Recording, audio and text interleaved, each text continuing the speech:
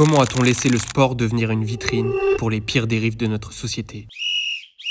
Le sport devait rassembler, inspirer, éduquer. Aujourd'hui, il vend des paris, du pétrole et des burgers. Le sport est censé être un modèle, un espace de fraternité, de dépassement de soi, d'exemplarité. Mais aujourd'hui, il suffit d'allumer sa télé pour voir ce qu'il est devenu, un terrain de jeu pour les marques les plus controversées. Des sites de paris sportifs à chaque coin de maillot, 15 clubs sur 18 en Ligue 1 sont sponsorisés par des opérateurs de jeux d'argent, et dans les pubs, entre deux matchs, on t'explique qu'un petit pari, c'est cool, c'est fun, pendant que les jeunes sombrent dans l'addiction. Des géants de la malbouffe associés aux plus grands événements, McDonald's, sponsor officiel des JO, Coca-Cola, partenaire historique de la FIFA, imaginez un petit peu l'absurde. On vante la performance en servant des Big Mac. Et le pétrodollar qui arrose le football mondial, Gazprom pour la Ligue des Champions, Aramco à la F1, Qatar et Émirats dans les clubs, des régimes autoritaires qui lavent leur image à grands coups de millions, et tout le monde se tait, et les clubs signent, les fédés encaissent, les joueurs se taisent, même quand les discours officiels prônent l'éthique, le respect, l'éducation.